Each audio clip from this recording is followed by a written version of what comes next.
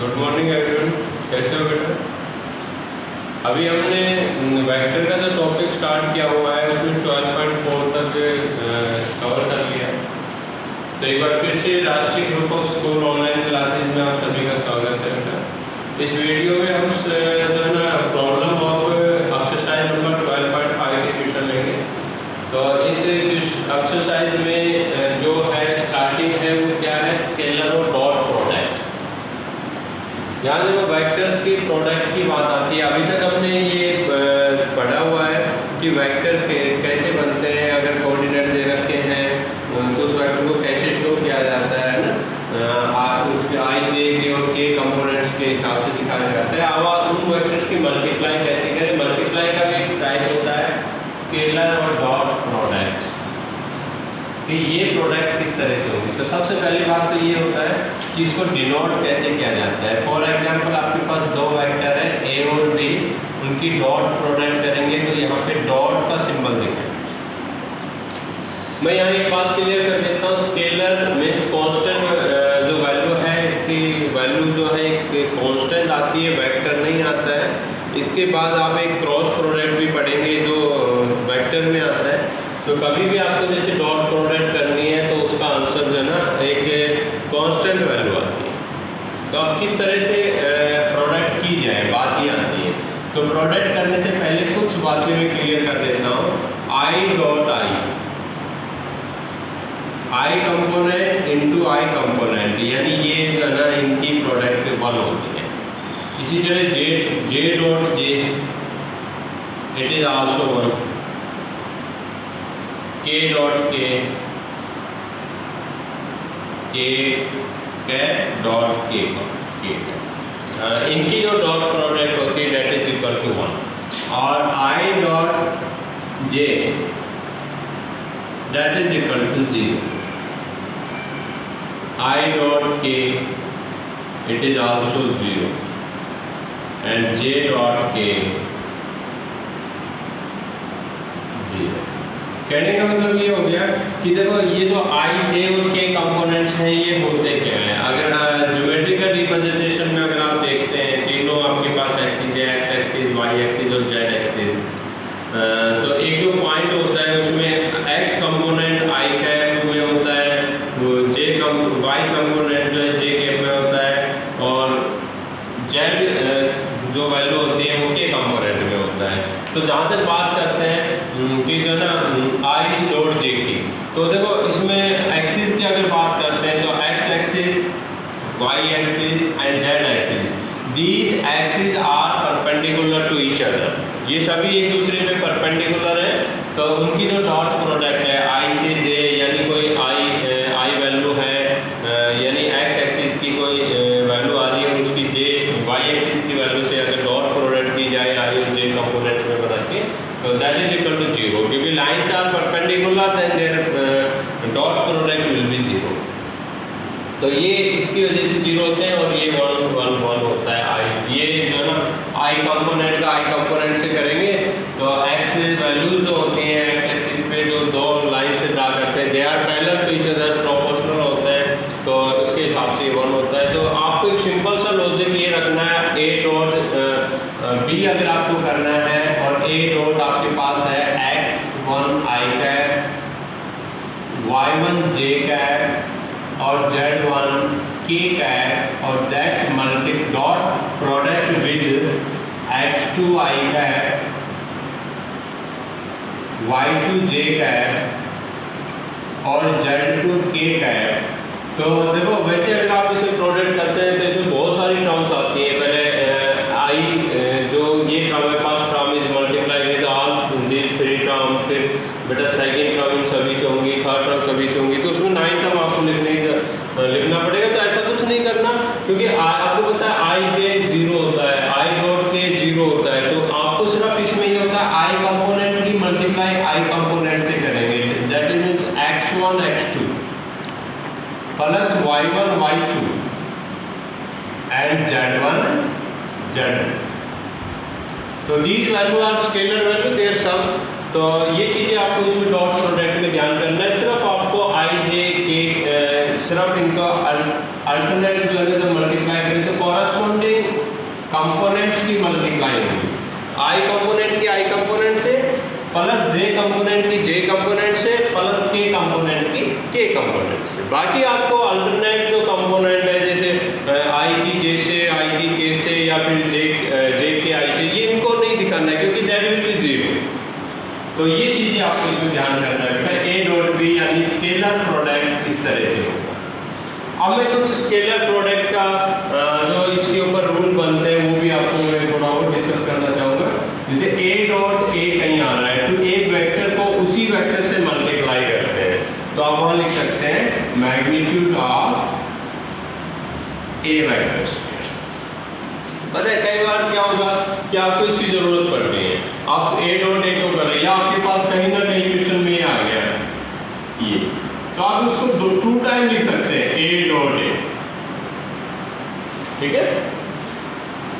A dot a is equal to a magnitude its whole square, ये value same आएगी क्योंकि एक vector को उसी से मल्टीप्लाई करेंगे तो आई की कंपोनेंट की आई से मल्टीप्लाई होगी, तो एक्स जैसे इसको इसी वेक्टर से मल्टीप्लाई करें तो x1 square plus y1 square plus z1 square, और इनका जो ना स्क्वायर रूट जो होता है मैग्नीट्यूड जो होता है उसका फॉर्मूला भी क्या होता है square root of x square plus square root of y square plus square root of z square, है ना। तो ये चीजें वही बात है, ठीक है। आगे देखिए, अब एक चीज आती है कुछ प्रॉपर्टीज है स्केलर प्रोडक्ट की, जैसे a dot b is equal to b dot a।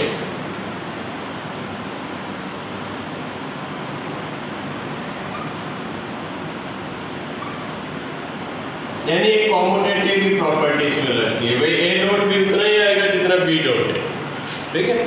Secondly आता है इसमें जो ना एसोसिएटिव भी लगता है।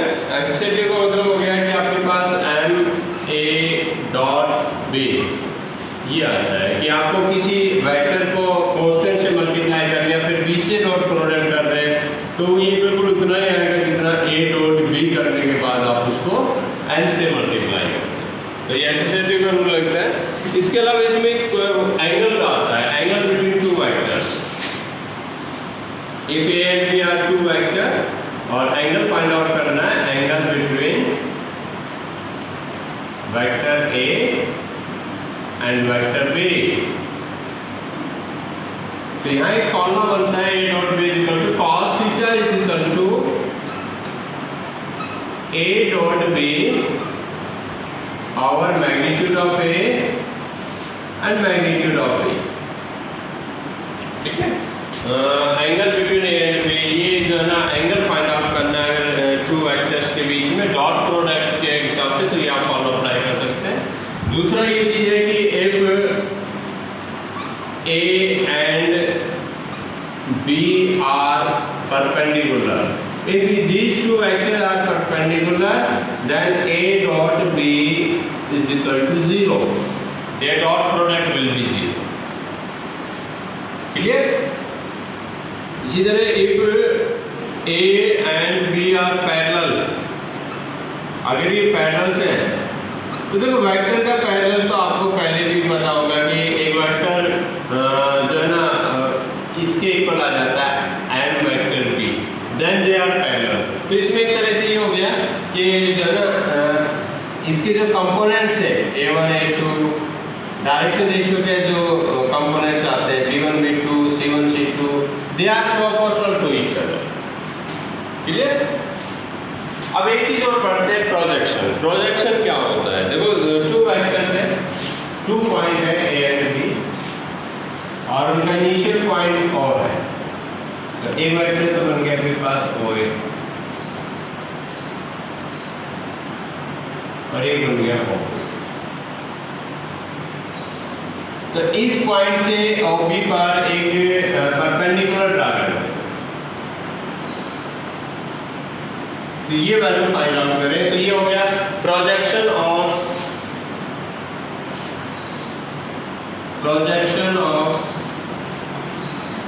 A ऑन B, और B वेक्टर जो B पॉइंट जैसे यहाँ पे B इंडिकेट है उसका A पे परपेंडिकुलर ड्रा कर दें, तो ये फिर प्रोजेक्शन B ऑन A होता है, प्रोजेक्शन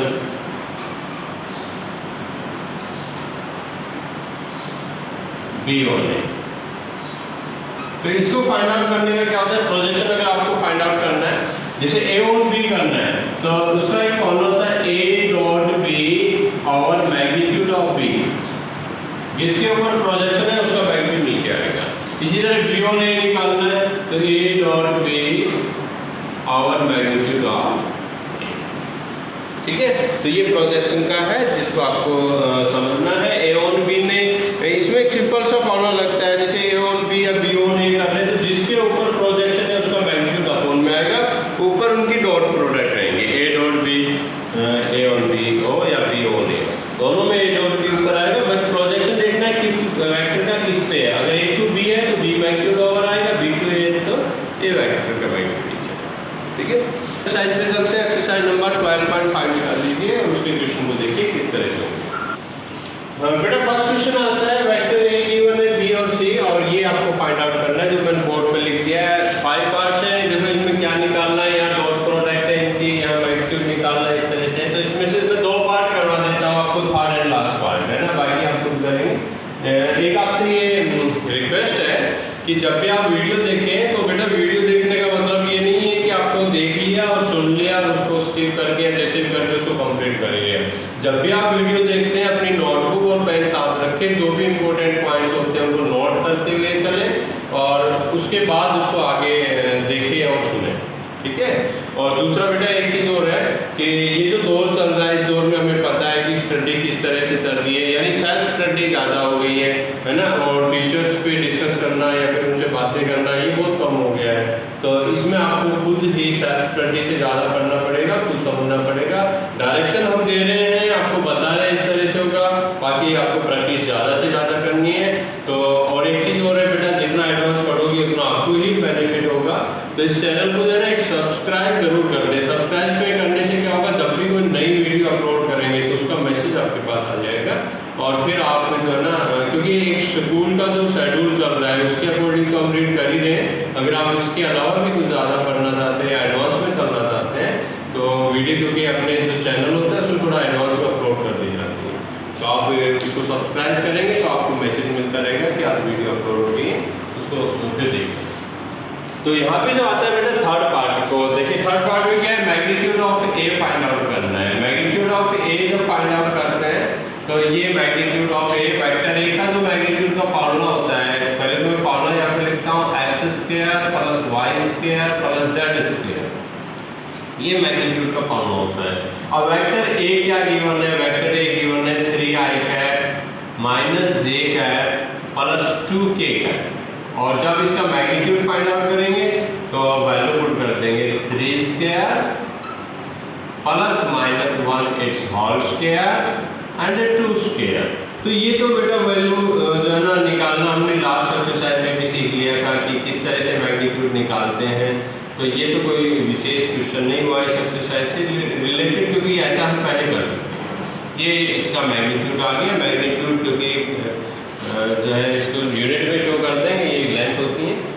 तो ये तो ये थर्ड पार्ट इसका, ठीक है। देन फिफ्थ पार्ट में आपको ये फाइंड आउट करना है। तो फर्स्ट ऑफ ऑल जब आप निकालेंगे तो सबसे पहले ब्रैकेट में जो वैल्यू है ये वैल्यू निकाल देंगे a plus 2b।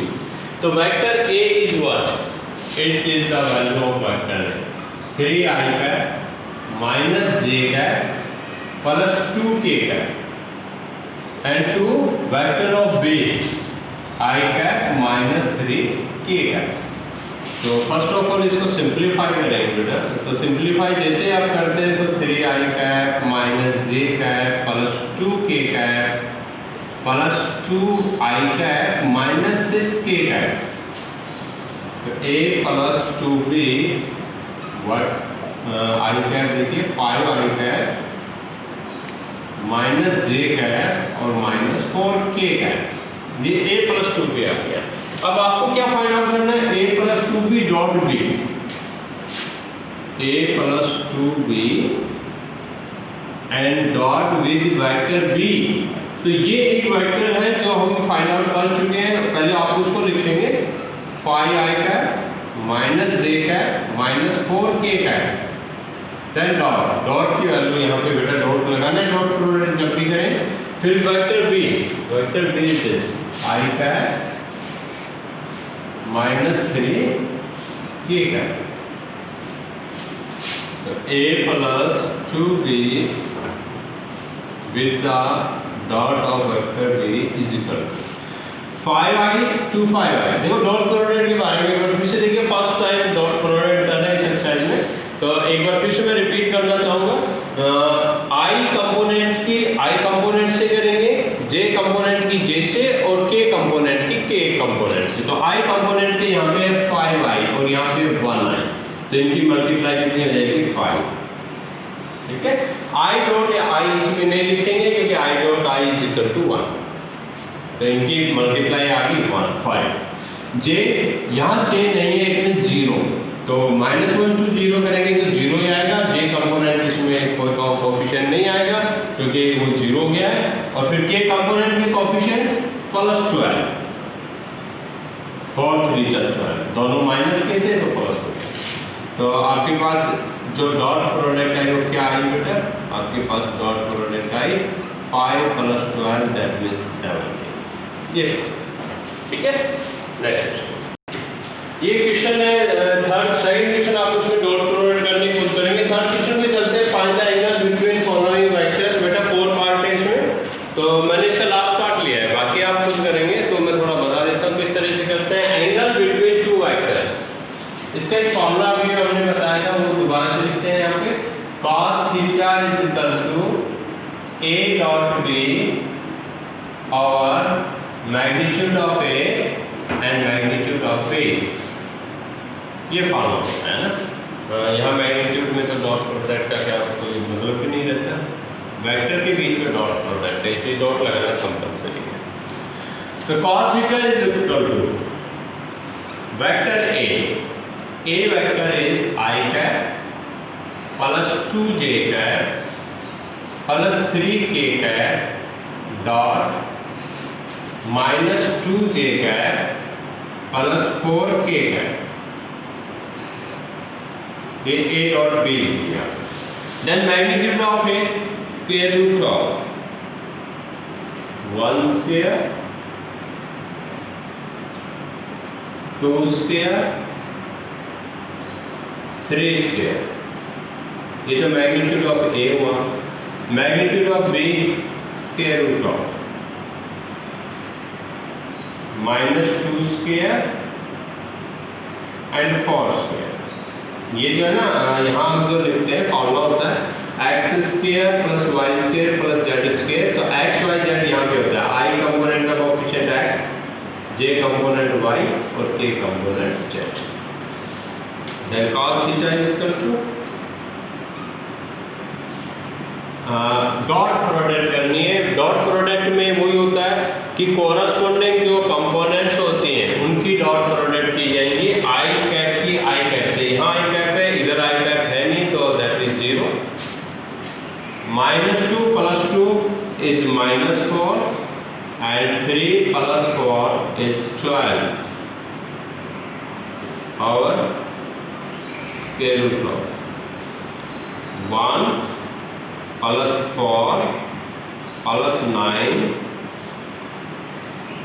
4 + 16। cos theta is equal to 8 और यहाँ पे आप देखिए क्या आता है √14 और यहाँ पे √20, इनके फैक्टर बना के आप बाहर निकाल लेंगे। तो cos theta is equal to 24 × 5 होता है, तो आप इसको लिख लेंगे 2√70। एक्चुअली 14 तो ये 4 5 या 20, 14 के तो फैक्टर होते हैं 2 7, यहाँ बनता है 4 5, तो 4 का √2 बाहर आ गया, 5 अंदर है, तो 14 5 या 70, ये इससे कैंसिल हो गया। तो आपके पास आ गया cos theta is equal to 4/√70। मैं एक बात क्लियर करना चाहूँगा, सबसे पहली बात तो ये कि अगर cos theta is equal to जो भी वैल्यू आई है, अगर वो माइनस में आ रही है तो आप, क्योंकि इसमें अकूट एंगल दिखाना होता है, तो अकूट एंगल के लिए आप उसको क्या कर देंगे, पॉजिटिव बनाएंगे। सबसे पहली बात आती है। दूसरी बात ये है कि अगर कोई क्वेश्चन है, जैसे ये क्वेश्चन है, यहाँ ऐसी वैल्यू आती है जो कोस की टेबल से बिलोंग करती है, जैसे 1/2 √3/2 1/√2, है ना,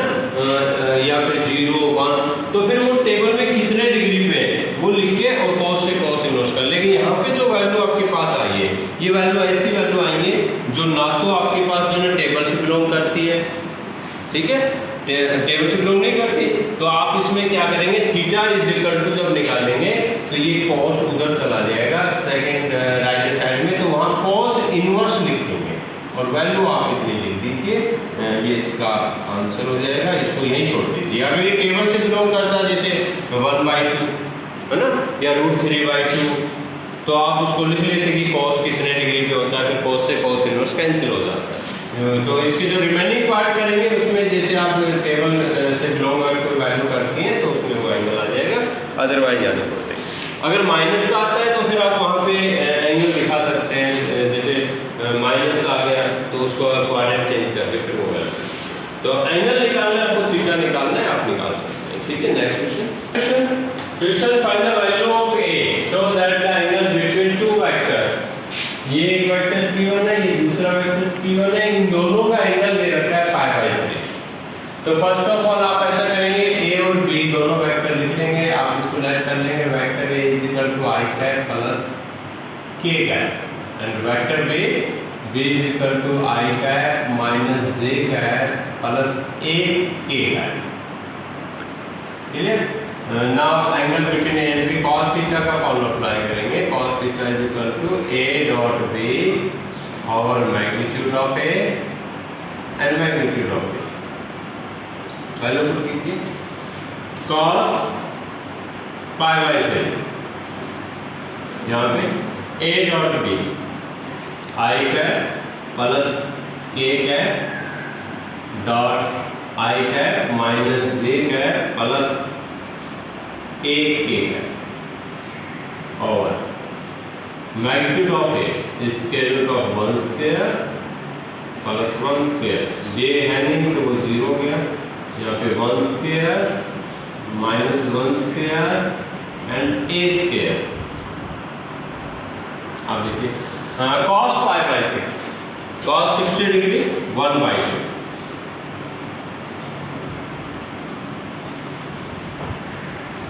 डॉट प्रोडक्ट आई कैप की आई कैप से मल्टीप्लाई करेंगे तो 1 बन जा 1, जे इसमें नहीं है तो 0 हो गया, के की ए से करेंगे तो -1 सॉरी ए, क्योंकि यहाँ 1 है यहाँ के है तो प्लस है, दोनों प्लस है तो प्लस का है, ठीक है। जे कंपोनेंट इसमें 0 हो गया, बाकी मल्टीप्लाई आपने कर लिया, नीचे √2 and square root of 1 plus 1 plus a, तो 2 plus a, then they cross multiply कर लीजिए तो आपके पास आ गया 2 into 1 plus a is equal to √2 and √2 plus a, इसको मल्टीप्लाई एक ही रूप में मल्टीप्लाई कर लेते हैं, ठीक है। अब देखो रूट हटाना है तो इसके लिए आपको जो है ना स्क्वायरिंग कोएफिशिएंट करना पड़ेगा, और स्क्वायरिंग कोएफिशिएंट जब आप करेंगे तो यहाँ आपके पास आता है 2 square 1 plus a its whole square and is equal to, इसका भी स्क्वायर कर लीजिए, √4 plus 2a it's whole square, यहाँ पे स्क्वायरिंग कोएफिशिएंट कर दिया आपने, स्क्वायरिंग बोथ साइड्स।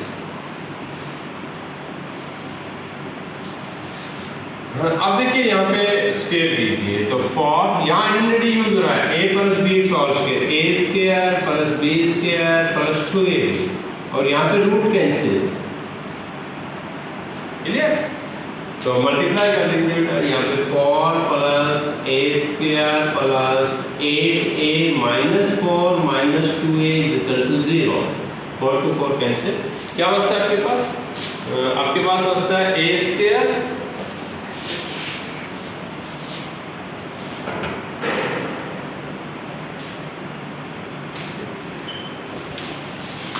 बेटा, यहाँ पे 4 से मल्टीप्लाई होगा तो यहाँ पे 4a स्क्वायर आएगा, यहाँ 4a, इसमें बेटा ये यहाँ पे मल्टीप्लाई हो गया तो आपके पास ये आता है, इसमें यहाँ छोटी सी मिस्टेक हो गया, a स्क्वायर है बेटा, तो a square a square a square a square a।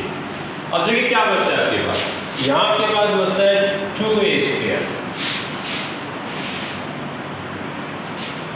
और plus 8a is equal to 0। ठीक है, 2a² plus 8a is equal to 0। यहाँ कॉमन लीजिए बेटा, 2a is common, a plus 4 is equal to 0। if 2a is equal to 0 then a is equal to 0, and if a plus 4 is equal to 0 तो a is equal to -4। these are the value of a।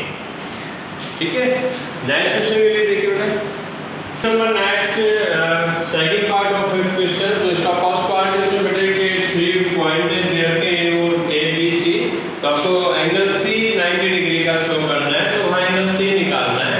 तो angle c कैसे निकालना है, जैसे a b c 3 point दे रखे हैं, तो bc और ac वेक्टर निकाल के cos थीटा का फॉर्मूला अप्लाई कर देंगे। ये जो सेकंड पार्ट है इसमें बेटा 4 पॉइंट्स गिवन है a b c d और their position vector are the, it is the position vector of point a b c and d। तो find the angle between a b and c। तो देखो इन दोनों के बीच में angle find out करना है। तो first of all you find the OB vector, AB vector, sorry, AB vector is what? Position vector of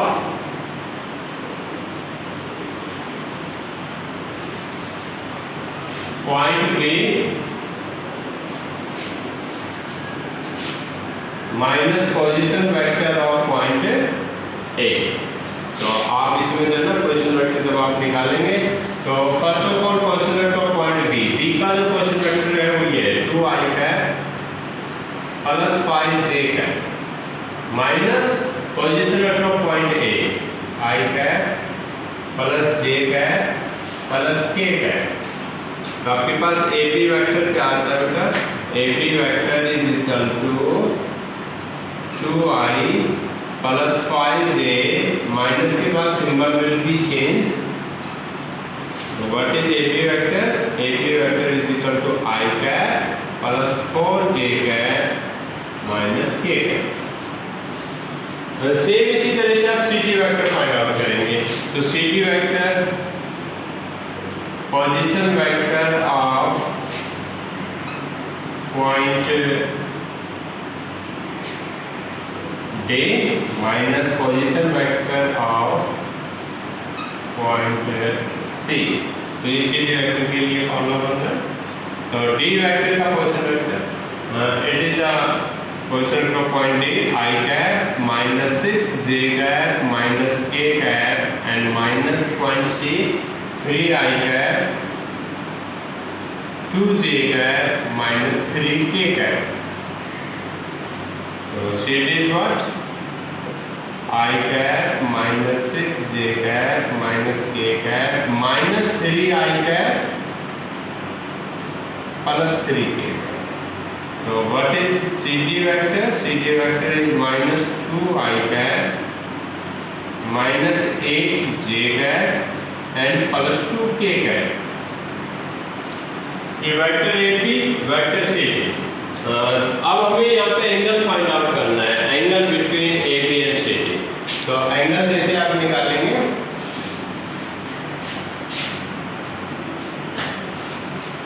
angle between AB vector and CD vector is equal to AB vector sorry cos theta के लिए formula बनता है। तो cos theta is equal to AB vector dot CD vector over magnitude of AB vector and magnitude of CD। तो cos theta is equal to AB is what? AB is this I cap plus 4j cap minus k cap dot CD minus 2i cap 8j cap and 2k cap और square root of AB का magnitude 1 square 4 square minus 1 और CD के लिए minus 2 square minus 8 square and plus 2 square. And what is cos theta? Cos theta is equal to minus 2 I cap to multiply I cap minus 32 4 8 is 32 and minus 2 square root of 1 16 and 1 yeah we have 4 64 and 4 cos theta is equal to minus 36 root 18 and root 70 ठीक है। तो यहाँ पे थोड़ा बेटा इसको cancel कर लीजिए cos theta is equal to minus 36 over 18 four जा इसका फैक्टर बना लीजिए मल्टीप्लाई 18 मल्टीप्लाई 2 मल्टीप्लाई 2 ये स्क्वायर रूट के अंदर इसके फैक्टर हो गए तो आपके पास आ गया cos theta is equal to minus 1 over 1 ठीक है बेटा ये एक्चुअल में 36 बाई 36 आ रहा है जो कैंसिल हो जाएगा cos theta is equal to minus 1 तो 1 आ गया एक तरह से तो एंगल कितना हुआ cos 1 का होता है माइनस 1 या 1 तो cos theta is equal to minus cos pi ठीक है cos माइनस पाई इसको बोल सकते हैं यहाँ पे माइनस आ गई यहाँ भी लिख सकते हैं cos माइनस पाई तो थीटा माइनस पाई आ गया या पाई आ गया एक ही बात है उसे कोई फर्क नहीं पड़ना क्योंकि पाई माइनस पाई दोनों सेम एंगल होते हैं cos पाई लिख सकते हैं आप इसको तो ये तो वैल्यू इसको 0 डिग्री भी बना सकते हैं क्योंकि 1 जो माइनस 1 है ये एंगल क्या हुआ है स्ट्रेट लाइन में बन गया तो that is equal to 0 degree और पाई जो भी आप लिखे ये दोनों अब बात ये आती है कि एंगल तो हमने निकाल लिया लेकिन उसको पैरेलल भी कोलिनियर शो करना है कोलिनियर ABCDR कोलिनियर तो कोलिनियर के लिए तो ऐसा होता है बेटा कोलिनियर क्या होता है 3 और more point lie on same line ठीक है तो उसके लिए एंगल का गुण में पाई का बन गया यानी स्ट्रेट एंगल बन गया तो यहाँ आप लिख सकते हैं ABCDR कोलिनियर क्योंकि पाई एंगल का मतलब ये हो गया एक तरह से एंगल एक स्ट्रेट लाइन ठीक है और दूसरा कोलिनियर चेक करने के लिए एक चीज और होती है कि यहाँ पे AB और CD के जो IJ के जो कोएफिशिएंट है उनका कंपेयर कर सकते हैं A1 by A2 1 ओवर -2 आ गया 4 ओवर -8 -2 एंड -2 तो ये प्रोपोर्शनल है तो आप यहाँ पे इसको कोलिनियर भी बना सकते हैं ठीक है बेटा तो यहाँ